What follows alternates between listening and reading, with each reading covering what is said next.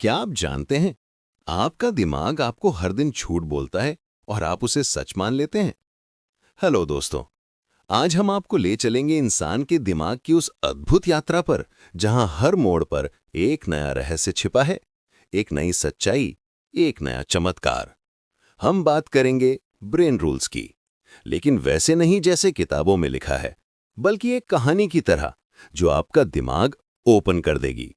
क्योंकि दोस्तों, दिमाग सिर्फ सोचता नहीं, महसूस भी करता है। दिमाग सिर्फ याद नहीं रखता, आपकी पूरी जिंदगी को आकार करता है। तैयार हो जाइए, क्योंकि आज की इस यात्रा के बाद आप अपने दिमाग को पहले जैसा कम ही नहीं देख पाएंगे। चलिए शुरू करते हैं। Rule 1, survival. कल्पना कीजिए कि आप प्राचीन जंगल में खड़े हैं। चारों तरफ घने पेड़, अंधेरा और अजनबी आवाजें। पत्तों की सरसराहट में अचानक कुछ हिलता है और आपका दिल तेजी से धड़कने लगता है। शरीर की मसल्स एकदम टेंस हो जाती हैं, जैसे हर कदम पर आपकी जिंदगी दांव पर हो। यह सिर्फ डर नहीं, बल्कि आपके दिमाग का सर्वाइवल मोड है, जो लाखों साल से इंसान को खतरे से बचाने के लिए इवॉल्व हुआ है। प्राचीन इंसानों के समय में हर दिन जीवित रहना एक चुनौती था। पानी और भोजन ढूंढना, जानवरों से बचना और सुरक्षित जगह पर रात बिताना, इन सब के लिए दिमाग हर छोटी छोटी जानकारी को पकड़ता और तुरंत एक्शन लेता। यही कारण है कि आज भी ऊंची जगह पर खड़े होने या अचानक तेज आवाज सुनने पर एड्रेनलिन दौड़ जाता है, दिल तेजी से धड़कता है और शरीर फाइट और फ्लाइट मोड में चला जाता है। ये कहानी आरुष नामक इंसान की है। आरुष जंगल में रहते हुए हर दिन नई चीजें सीखता है।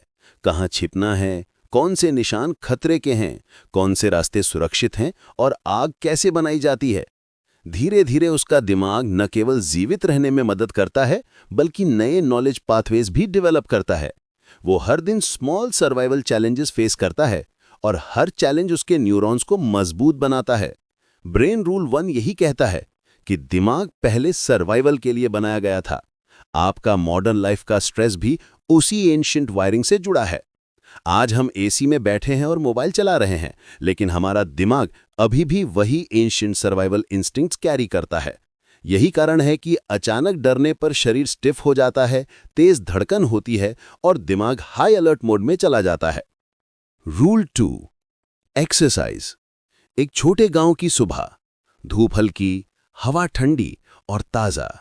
खेतों की कच्ची सड़क पर कबीर नाम का लड़का दौड़ रहा है।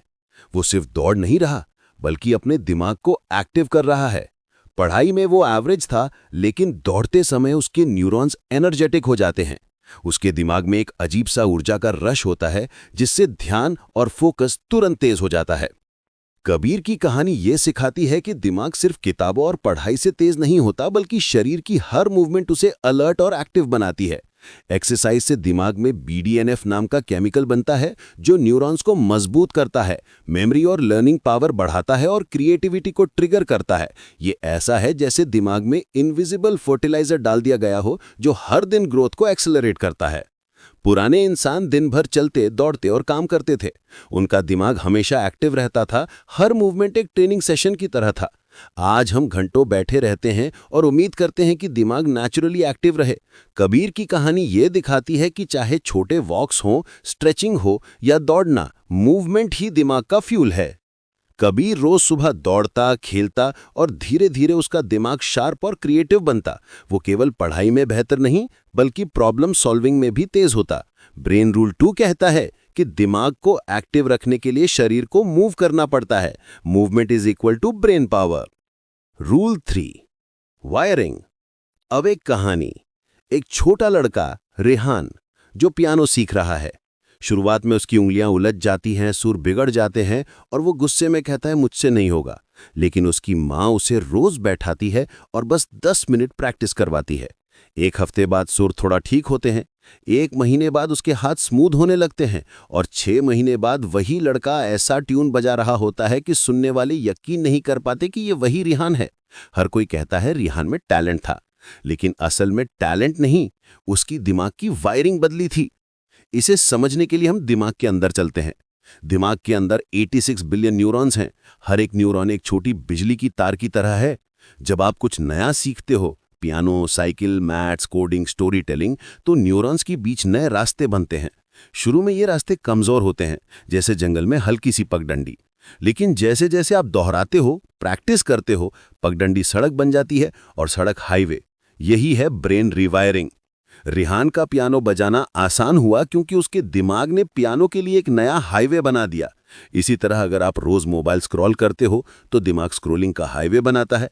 अगर आप रोज गुस्सा करते हो तो दिमाग गुस्से का हाईवे मजबूत करता है। अगर आप रोज डरते हो तो दिमाग डर का रूट सॉलिड करता है। दिमाग एक कॉपी मशीन है, आप जैसा करो वो वैसा बन जाता है। ब्रेन रूल 3 कहता है कि हर चीज प्रैक्टिस होती है, आपकी आदतें भी। इसलिए अगर आप अपनी जिंदगी बदलना चाहते हो, पहले अपने दिमाग की वायरिंग बदलो। और वायरिंग बदलने का सिर्फ एक तरीका है, रेपिटेशन। वही चीज बार बार करना जिसे आप बनना चाहते हो। Rule 4, attention. कल्पना कीजिए एक शांत कमरा, खिड़की से आती हल्की धूप और सामने बैठा एक इंसान जो बस पढ़ना चाहता है। किताब खुली है, शब्द साफ हैं, पर दिमाग कहीं और भाग रहा है। कभी मोबाइल की तरफ, तो कभी खिड़की के बाहर की आवाज की तरफ, और कभी किसी पुरानी याद की तरफ। मानो दिमाग एक ऐसी बाजार में बैठा दुकानदार है जो हर चीज का दाम लगा रहा है। क्या यह चीज मेरे ऊर्जा के लायक है? क्या इसे ध्यान दूं या इसे छोड़ दूं? ब्रेन रूल कहता है कि इंसान का दिमाग मल्टीटास्किंग के लिए बना ही नहीं। वो सिर्फ एक समय में एक ही चीज को ईमानदारी से पकड़ सकता है। जब हम पढ़ाई के बीच व्हाट्सएप खोलते हैं, सॉन्ग चेंज करते हैं या थिंकिंग और स्क्रोलिंग को मिक्स करते हैं, दिमाग हर बार अपने इंजन को दोबारा शुरू कर रहा होता है। यही कारण है कि कंसंट्रेशन टूटते ही हम थक जाते हैं। यही कहानी एक ऐसे विद्यार्थी से शुरू होती है जो अपनी किताब पे झुककर सोचता है कि मैं इतना कमजोर क्यों हूं, सब पढ़ लेते हैं, मैं क्यों नहीं। लेकिन असल सच्चाई ये है कि वो कमजोर नहीं, उसका दिमाग बस इंसानी है जो हर डिस्ट्रैक्शन को एक छोटे खतरे, छोटे एक्साइटमेंट की तरह देखता है। हर पिंग, हर वाइब्रेशन उसके अटेंशन को खरीद लेता है। और फिर एक दिन वही विद्यार्थी सिर्फ इतना करता है, अपने दिमाग को एक चॉइस देता है कि अगले 20 मिनट सिर्फ एक काम। और जादू होता है, 20 मिनट बढ़कर 40 हो जाते हैं। उसका ध्यान स्थिर नहीं, लेकिन स्थिर होने की कोशिश कर रहा होता है। और बस यही जीत है। कहानी ये कहती है कि ध्यान कभी परफेक्ट नहीं होगा, लेकिन जब आप डिस्ट्रैक्शंस को चुप कराते हो, दिमाग आपके लिए काम करना शुरू कर देता है।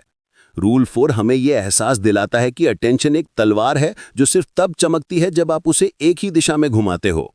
Rule 5, memory. एक बूढ़ा आदमी अपनी पोर्च पर बैठा सूरज ढलता देख रहा है। हवा चलती है और अचानक उसे बचपन की कोई मीठी सी याद आ जाती है, अपनी माँ का हाथ पकड़कर स्कूल जाते हुए। ये याद उसने कब, कैसे और क्यों बचा कर रखी, उसे नहीं पता, बस एहसास है। ब्रेन रूल बताता है कि मेमोरी कोई स्टोर रूम नहीं, बल्कि हर बार दोबारा बनी हुई नई तस्वीर होती है। जब भी हम कुछ याद करते हैं, दिमाग उस मेमोरी को फिर से असेंबल करता है, थोड़ा बदल कर, थोड़ा नया बनाकर। इसलिए डिटेल अक्सर बदल जाती है, लेकिन भावना वही रहती है। ये कहानी एक माँ और उसके बेटे के बीच के इमोशनल बॉन्ड से गुजरती है। बेटा एक दिन पूछता है, माँ, आपको ये सब कैसे याद रहता है? माँ मुस्कुराकर कहती है, क्योंकि मैंने इसे जिया है। और यही मेमोरी का असली सच है। दिमाग वही चीजें मजबूत बनाता है जिन्हें हम भावना, दर्द, खुशी या गहराई से महसूस करते हैं। यही वजह है कि बोरिंग लेक्चर्स भूल जाते हैं, लेकिन हार्ट ब्रेक की हर डिटेल याद रहती है। रूल 5 हमें एक सीक्रेट देता है। अगर आप कुछ याद रखना चाहते हो, उसे इमोशन से जोड़ो।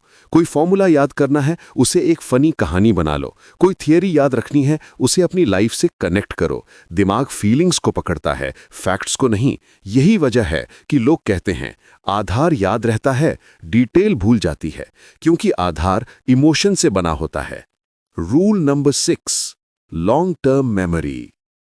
कहानी एक टीचर और उसकी क्लास से शुरू होती है। एक दिन टीचर बोर्ड पर सिर्फ एक लाइन लिखती है, रिपीट टू रिमेंबर। छात्र हंसते हैं, मैम ये तो हम जानते हैं। टीचर मुस्कुराती है, जानते हो लेकिन करते नहीं। दिमाग लॉन्ग टर्म मेमोरी ऐसे नहीं बनाता कि आपने एक बार सुना और वो रजिस्टर हो गया। असली मेमोरी तब बनती है जब दिमाग किसी जानकारी को बार बार अलग अलग दिन, अलग अलग मूड और अलग अलग सिचुएशन में दोहराता है। इस कहानी में टीचर अपने स्टूडेंट्स को एक एक्सपेरिमेंट करवाती है। एक ही लेसन 30 मिनट में नहीं, बल्कि पूरे हफ्ते में छोटे छोटे हिस्सों में। शुरू के 2 दिन में उन्हें कुछ खास याद नहीं रहता, लेकिन 5वें दिन अचानक सब कनेक्ट होने लगता है, जैसे दिमाग में सभी टुकड़ों को जोड़कर एक बड़ी तस्वीर बना दी हो। लॉन्ग टर्म मेमोरी कोई डाउनलोडिंग नहीं है, बल्कि ग्रोइंग है। ये चैप्टर कहता है कि मेमोरी को टाइम चाहिए, जैसे सीड को प्लांट बनने में समय लगता है। इस कहानी की सबसे सिनेमैटिक लाइन तब आती है जब टीचर क्लास को छोड़ते हुए कहती है, दिमाग जल्दबाज नहीं है, वो सिर्फ उन्हीं चीजों को हमेशा के लिए रखता है जिन्हें आप धीरे धीरे प्यार से समझते हो। यही रीजन है कि जो चीजें हम डेली थोड़ी थोड़ी प्रैक्टिस करते हैं, लैंग्वेज, म्यूजिक, स्पोर्ट्स, कॉन्सेप्ट्स, वो लाइफ भर साथ आते हैं। और वही रूल 6 का अंतिम संदेश है, जल्दी मत करो, मेमोरी पकने दो। Rule 7, sleep. दिमाग रात में चुपचाप आपकी जिंदगी ठीक करता है। रात का वक्त था, बाकी दुनिया सो रही थी, लेकिन एक लड़का अपने फोन पर चिपका हुआ था, एक ही एपिसोड को देखने के लिए, बस 10 मिनट और बोलते हुए। आंखें लाल, दिमाग सुस्त, पर दिल जिद्दी। उसे क्या पता था कि उसका दिमाग उससे नाराज हो चुका है। ब्रेन रूल कहता है, नींद कोई लग्जरी नहीं, बल्कि दिमाग की मरम्मत की फैक्ट्री है। जैसे ही हम सोते हैं, दिमाग दिन भर की टूटी बिखरी जानकारी को जोड़ना शुरू कर देता है, अनचाहे मेमोरीज डिलीट करता है, जरूरी बातें मजबूत बनाता है और इमोशंस को रीसेट करता है। इस कहानी में उस लड़के के साथ एक ट्विस्ट आता है। एग्जाम से एक दिन पहले उसका दिमाग लगभग खाली महसूस होता है। नोट्स पढ़े थे, लेकिन याद कुछ नहीं। वो फ्रस्ट्रेशन में मां से कहता है, मुझे कुछ समझ नहीं आ रहा, दिमाग बंद हो गया है। उसकी मां बस इतना कहती है, सो जा, दिमाग खुद ठीक होकर वापस आएगा। वो रिलक्टेंटली सोता है और सुबह जादू होता है। वही चैप्टर जो रात भर समझ नहीं आया था, मॉर्निंग में क्रिस्टल क्लियर लगता है, जैसे दिमाग ने रात भर उसकी मेमोरी को पैक करके साफ सुथरा अरेंज कर दिया हो। रूल 7 एक पावरफुल ट्रुथ बताता है, जो आप जागते हुए नहीं सीख पाते, दिमाग सोते हुए सिखा देता है। और यही कारण है कि नींद काटकर किया गया कोई भी काम असली प्रोग्रेस नहीं बनाता। कहानी का अंतिम दृश्य, वो लड़का अब हर रात फोन बंद करके विस्पर करता है, गुड नाइट ब्रेन, आज तू भी मेरी हेल्प करेगा। और यही ब्रेन रूल जिंदगी बदल देता है। Rule 8, stress. कल्पना करो, एक शांत नदी किनारे खड़ी एक महिला। उसका चेहरा बिल्कुल शांत, लेकिन अंदर एक तूफान। दिमाग लगातार एक ही बात को दोहरा रहा है, मैं पीछे रह रही हूं, मैं सब कुछ नहीं कर पा रही, मैं फेल हो जाऊंगी। ब्रेन रूल कहता है कि स्ट्रेस असली दुश्मन नहीं, लंबा खींचा हुआ स्ट्रेस असली जहर है। दिमाग डेंजर के छोटे पलों को संभाल सकता है, जैसे जंगल में शेर दिख जाए, लेकिन मॉडर्न लाइफ में खतरा नहीं होता, बस चिंता होती है। और यही समस्या है। इस कहानी में महिला एक ऐसी जगह पहुंचती है जहां उसकी सारी रिस्पॉन्सिबिलिटीज, काम, परिवार, डेडलाइंस एक साथ उसे दबाने लगती हैं। स्ट्रेस धीरे धीरे उसके दिमाग को धुंधला कर देता है। वो खुद को भूलने लगती है, छोटी गलतियां बढ़ने लगती हैं और क्रिएटिविटी ऑलमोस्ट खत्म हो जाती है। एक दिन वो अचानक रो पड़ती है और खुद से पूछती है, क्या मैं सच में इतनी कमजोर हूं? लेकिन कहानी मोड़ लेती है जब उसकी दोस्त उसे समझाती है, स्ट्रेस कमजोरी नहीं, सिग्नल है कि तुम्हारा दिमाग मदद मांग रहा है। वो सीखती है कि स्ट्रेस को ब्रेक करना पड़ता है।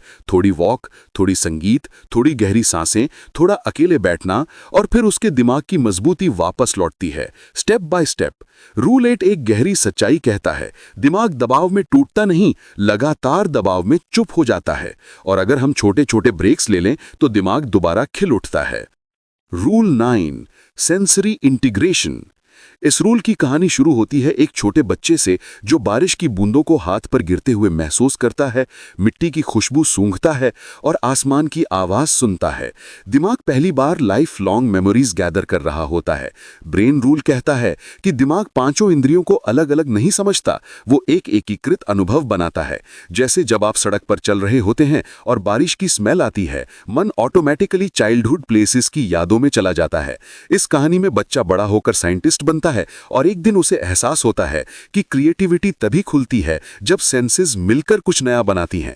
वो देखता है कि लोग अक्सर सिर्फ सुनते हैं या सिर्फ देखते हैं, लेकिन दिमाग को पूरा अनुभव तभी मिलता है जब सारे सेंसेस एक्टिव हों।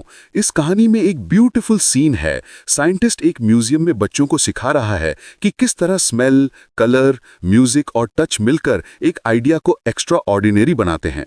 और तभी एक बच्चा पूछता है, सर, दिमाग कैसे जानता है कि कौन कौन सा एहसास किससे जोड़ना है। साइंटिस्ट मुस्कुराता है क्योंकि दिमाग कहानियां बनाता है, हर सेंस एक नया चैप्टर जोड़ देता है।